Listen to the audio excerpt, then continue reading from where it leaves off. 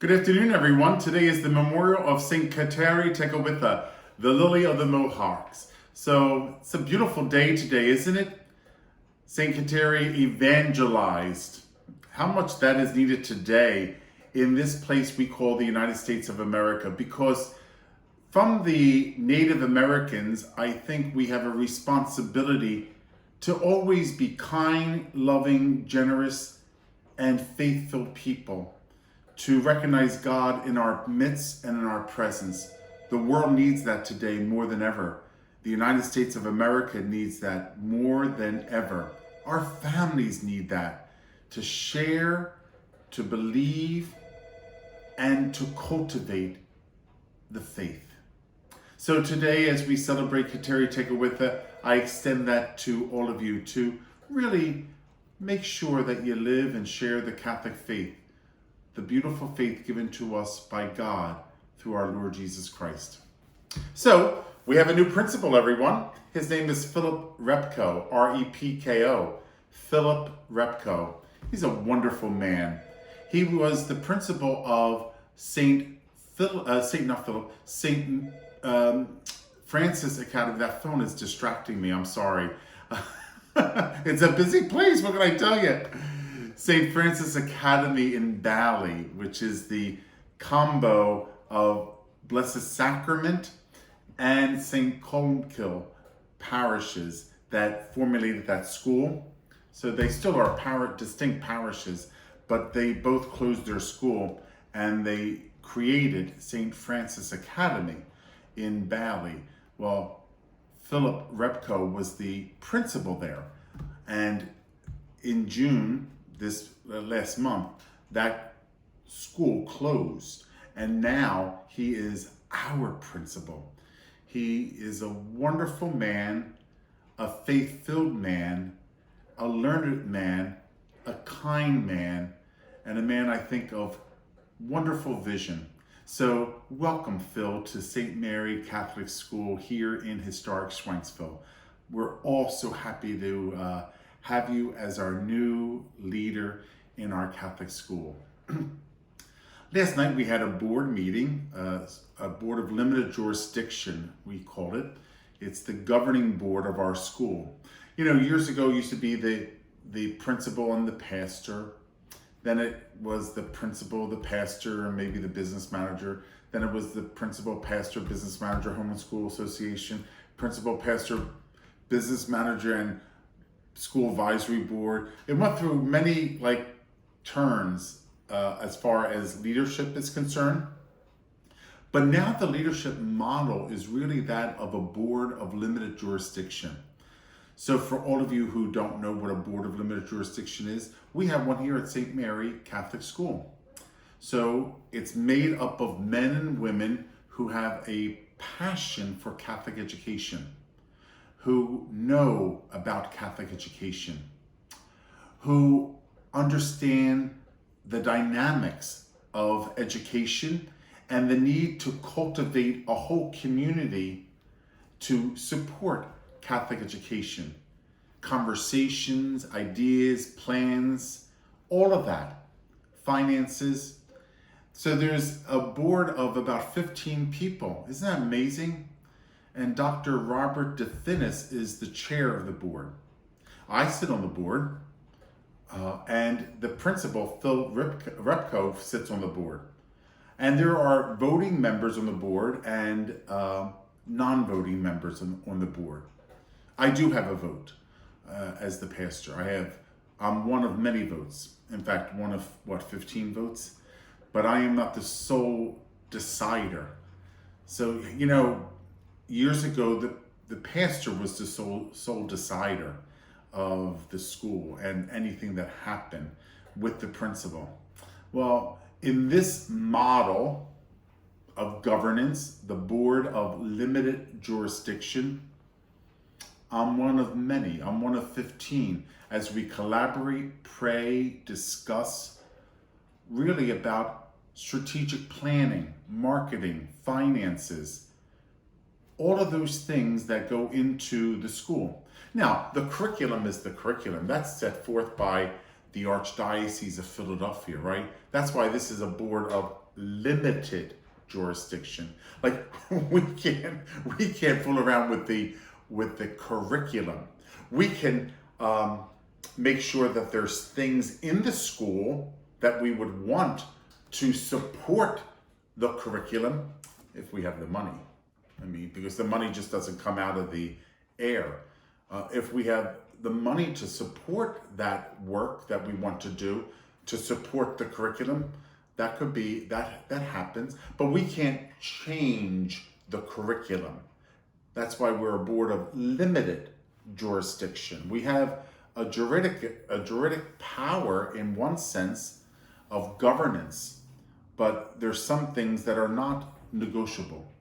So our Catholic faith, that's non-negotiable. It's there, and it stays as a strong Catholic identity of our school. So part of my job on the board is to make sure that Catholic identity is clearly expressed and taught.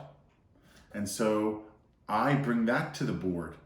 Anything that we want to discuss about the Catholic faith, how often the children attend Mass, how often do they go to confession, our participation in the May procession,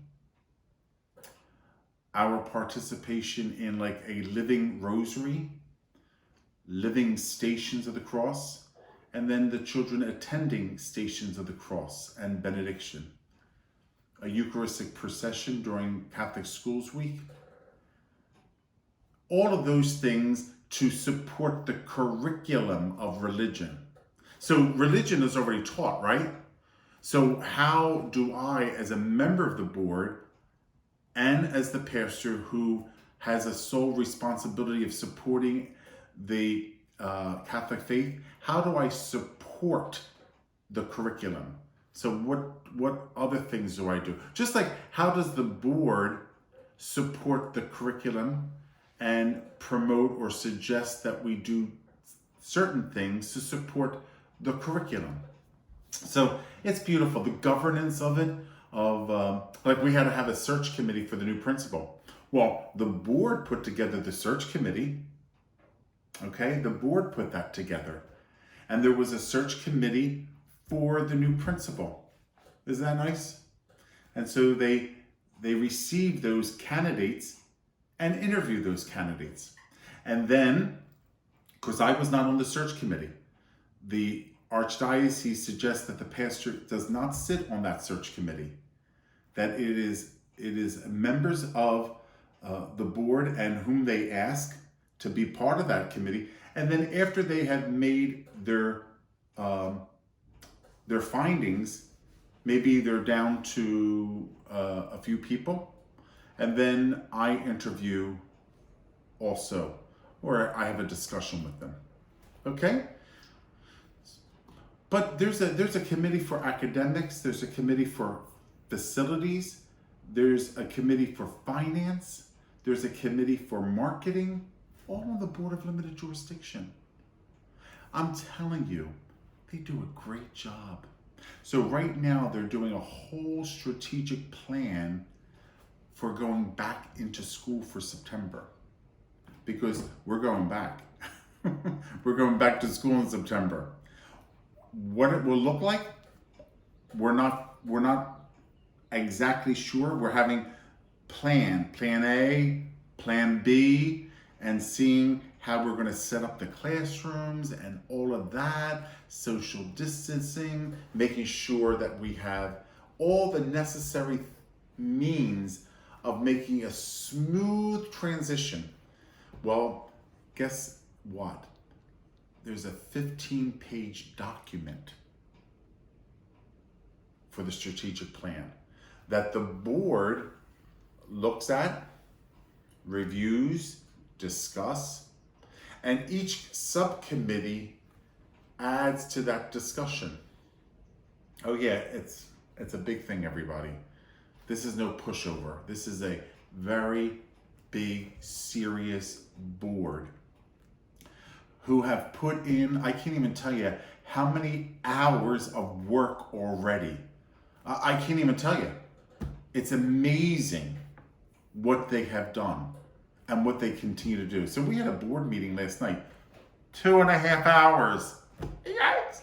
2.5 hours. We had a Zoom board meeting. And, they don't leave anything unturned. They look at everything. It's serious business. School is serious business. It's a serious business. That's why we went into a board of limited jurisdiction. We need men and women who are good in certain fields to bring that to the table. We even have a lawyer on the board. Did you know that? Yeah, we have a lawyer on the board. Dr. DeFinis, who is the board chair, insisted that we have a lawyer. And gosh, he put one on. He has one. He's a great leader too. Member of the parish. And he has a doctorate in education. So he's really, really great. The whole board is. I can't speak more highly than our board than I'm doing now. I mean, they are just amazing. Amazing people. So I don't know if you know that St. Mary Catholic School has a new principal, Philip Repko, who went to St. Mary's as a kid. Went to Ursinus, was a vice principal in a public school, was a principal in a Catholic school. Just a good, great, holy man. And I'm so happy that the board and the subcommittee and I really promote this man as our next principal. So congratulations, Phil. Welcome, and God's blessing upon you as all of us together, staff, board of limited jurisdiction, faculty, parents, students, and community work together to continue the mission of Catholic schools in our day. Also, I'm very happy, just the mere fact that we have a board of limited jurisdiction to guide Phil and our teachers and our students and our parents to know that they have such a great support in these men and women who make up the board of limited jurisdiction. So I wanted you to know that. I don't know if you know, you might say, Father, I did hear that we have a board of limited jurisdiction for the school. I don't know what it is. Well, I wanted to explain all of that to you so you have a better understanding. It's a new governance model. How do you govern the school? No longer just me. I don't have the final say. Now, that's not a bad thing. I don't want you to think, ooh, what do you mean you don't have the final say? Well, no, I'm part of a whole board of men and women expert in their fields of the science of education and of marketing and of finance, of education, the whole model of education, there's a whole community that supports schools. It's not just one person. That would be a horrible model. And that model doesn't work today. When I say it's a horrible model, I'm speaking of today. Now, when I was a kid, it worked fine. It worked fine. It was the principal, Sister Fulgenette, and my pastor, Father Scivolacqua. How do you like those names? Sister Fulgenette and Father Scivolacqua. And we had the Mothers Club. Listen, back then, life was different, right? Everybody went to church. It didn't cost us much to have a Catholic school. The parish supported it. That was back then. Today, it's all different of how, schools are run, how much money it costs to run a school, and where do we get that money? Do you know it costs almost $1.4 million to run a school today? Isn't that a lot of money? But I think it's worth it. I think we work hard because we like Catholic education. We really do. And I think most people say, I like a Catholic school in our parish. Even though my kids are already grown up, I just like it to say that our parish has a Catholic school. It's nice to have one, sure, but it takes work. Oh yeah, and it takes money, $1.4 million a year. And so we get that through tuition, subsidy, fundraising, all that. At the end of the fiscal year, we have to land up with $1.4 million to take care of our school, the salaries and the benefits, the building, and all what it needs. You know, the building is about 17, almost 18 years old. Did you know that? It's no longer a new school. Going on 18 years. So it had the hits of many things.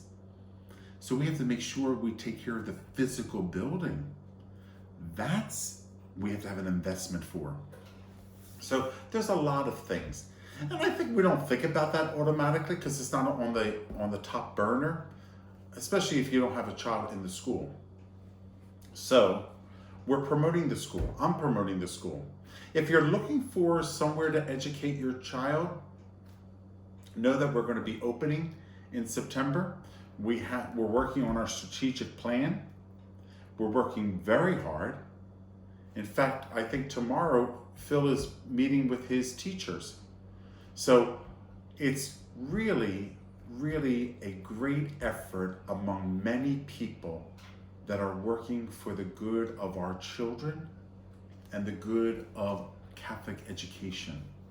So please check us out.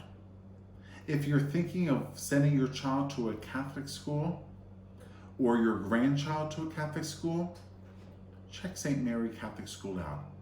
I think you will be very happy to find in us a very warm, welcoming, loving school community based on gospel values.